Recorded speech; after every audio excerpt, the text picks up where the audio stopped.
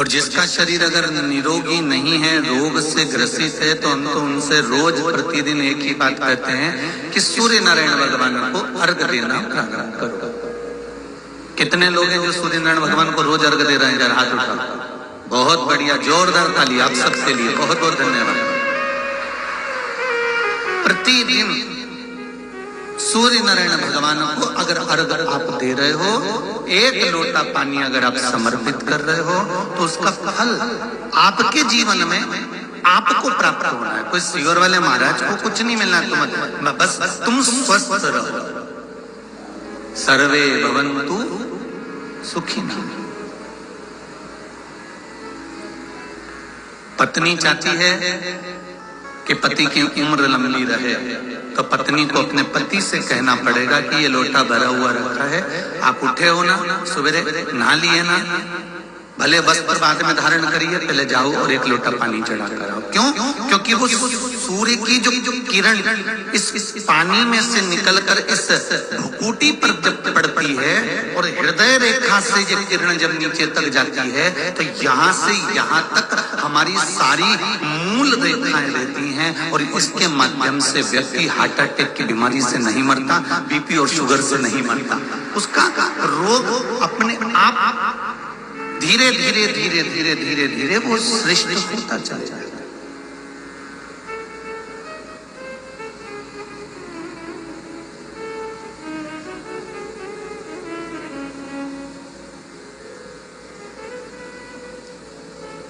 एक पत्र देखो आप, अभी पढ़ा, अभी बहुत सारे पत्र तो पढ़े ही नहीं है, तो ध्यान देना।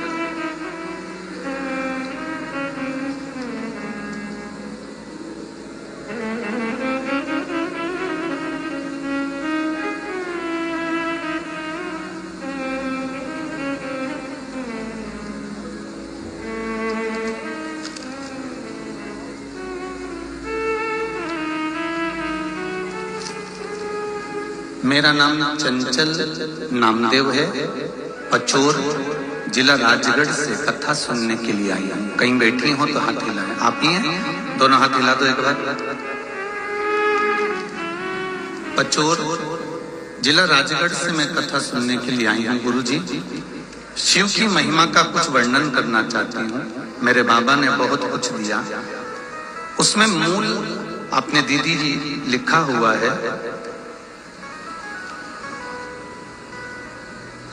मेरे पति को शुगर रहती थी, हमने बहुत इलाज करवाया, खूब दवाइयां चल रही थी, पर यहाँ लिखा है 7 से 8 महीने हो गए थे दवाइयां खाते खाते, आराम नहीं मिल रहा था। पर इन्होंने जब पहला ही पशुपति व्रत करना प्रारंभ करा और सूर्य अर्घ देना प्रारंभ करा, गुरुदेव अब शुगर लेवल में आ गई और दवाई छूट गई है। ये सूर्य अर्घ। बैठो बहन, बहुत बहुत धन्यवाद, आपने अपने हृदय के भाव इस पत्र में लिखे, उसके लिए बहुत बहुत।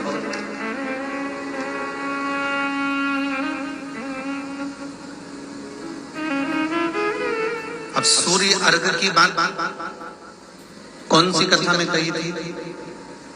अंदाजा लगाओ, अभी कहना चाहता है। और उसका फल, और मुझे विश्वास है, आप सूर्य को अर्घ देना प्रारंभ करिए, अपने शरीर से, मस्तिष्क से तांबे का पात्र 8 इंच की दूरी पर रखकर सूर्य नारायण को उस जल में से देखो, जो जल नीचे आप सूर्य को चढ़ा रहे हो, उस जल में से देखते हुए सूर्य को अर्घ देना प्रारंभ करिए।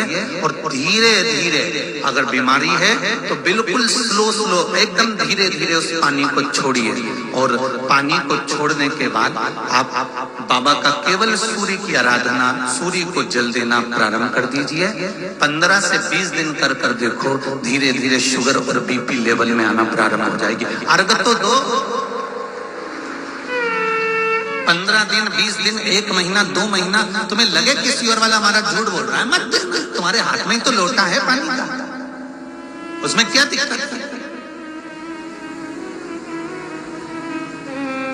जल भी तुम्हारा, पानी भी तुम्हारा, सूर्य नारायण भगवान भी आपके, और ये शरीर भी आपका।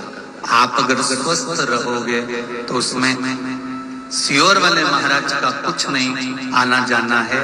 बस इतना जरूर जानता हूं कि घर का बेटा, घर का पुरुष, घर की माताएं जब सूर्य को अर्घ देना चालू कर देंगी तो ये पक्का है कि किसी माँ की गोद नहीं उजड़ेगी और किसी माँ का श्रृंगार नहीं उजड़ेगा।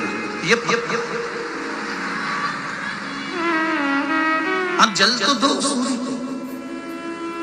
और एक बात और कहिए, अगर कोई बड़ी बीमारी है, कोई बात आपको शंकर भगवान से कहना है, तो रविवार के दिन जब सूर्य को अर्घ देंगे तो वही कलश रख देंगे अर्घ दिया हुआ, फिर उसको आपको धोना नहीं है। दूसरे दिन सोमवार का दिन पड़ेगा, फिर जल भर लो उसी कलश में, सूर्य नारायण को अर्घ देकर वही कलश से वापिस जल भरकर शंकर जी के मंदिर में ले जाकर जल को चढ़ाना प्रारंभ कर दीजिए। आपको स्वयं बड़ी रोग, बड़ी बीमारी में भी आराम लगना प्रारंभ हो जाएगा। आप कहो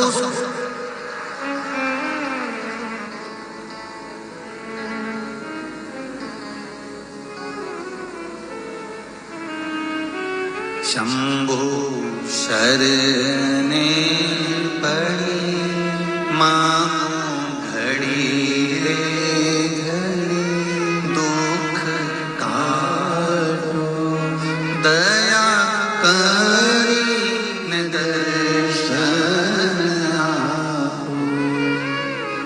सूर्य देव को, शिव पंचायत के सूर्य देव को जब हम जल समर्पित करते हैं तब हमारे जीवन का सारा सुख, रोग मुक्ति, और सबसे मूल यही है कि रोग ना रहे शरीर में।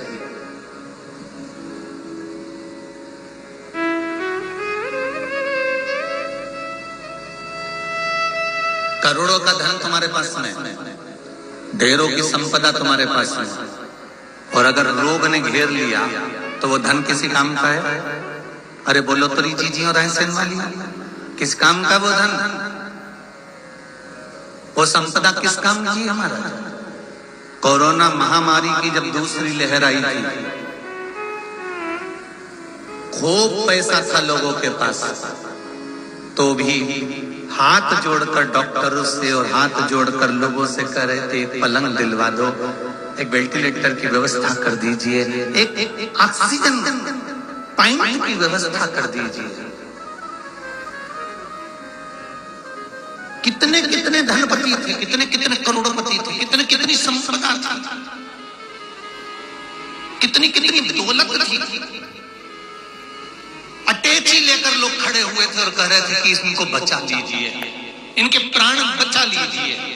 जवान की जवान, युवान की युवान, जिनकी उम्र भी नहीं हुई थी, ऐसे ऐसे लोग उस कोरोना महामारी में चले गए।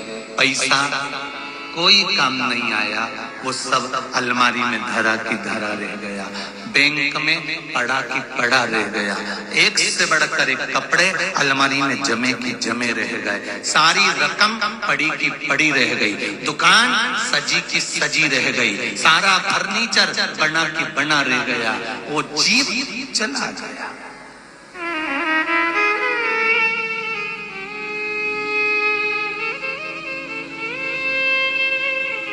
संपदा काम नहीं आई। पर शिव महापुराण की कथा कहती है, शंकर भगवान को दिया गया समय, जब आप शिव मंदिर में जाते हैं, एक लोटा पानी चढ़ाते हैं, शंकर के मंदिर में जाते हैं, शंकर की आराधना करते हैं, झाड़ू लगाते हैं, शिव मंदिर में पोछा लगाते हैं, या शंकर भगवान का श्रृंगार करते हैं, या शिव महापुराण की कथा श्रवण करते हैं, या शंकर का अनुमोदन करते हैं, या शिव नाम का जाप करते हैं, शंकर भगवान को दिया गया समय एक कॉपी में लिख के रख लेना कि मैंने आज 2 घंटा कथा सुनी, मोबाइल पर मैंने 15 मिनट कथा सुनी, फेसबुक पर मैंने 20 मिनट कथा सुनी, मैंने व्हाट्सएप पर 5 मिनट की क्लिपिंग देखी शिव महापुराण की। ये समय आप एक कॉपी पर लिख कर रखो कि मैंने इतना समय शंकर भगवान को दिया। शिव को दिया गया समय, शंकर को दिया गया 1 रुपया, शंकर को दी गई श्वास और शंकर को किया गया समर्पण एक ना एक दिन तुम्हारे ऐसे ही बुरे वक्त में सामने आकर खड़ा हो जाता है। तुमने जो शिव को दिया,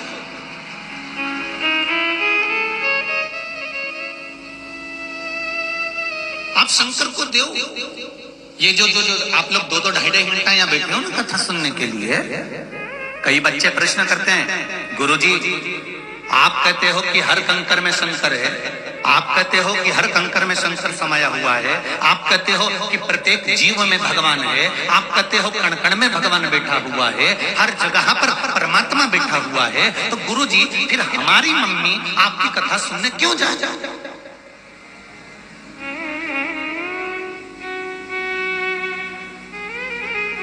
अगर कण कण में भगवान बैठा हुआ है, कंकर में शंकर समाया हुआ है, प्रत्येक जीव में परमात्मा बैठा हुआ है, नस नस में भगवान समाया हुआ है, हर पल पल में मेरा भगवान समाया हुआ है, तो हमारी मम्मी आपकी कथा सुनने क्यों जाती है? 2 घंटा में क्यों टाइम बर्बाद करती है? क्यों जाके बैठती है 2 ढाई घंटा 3 घंटा कथा में?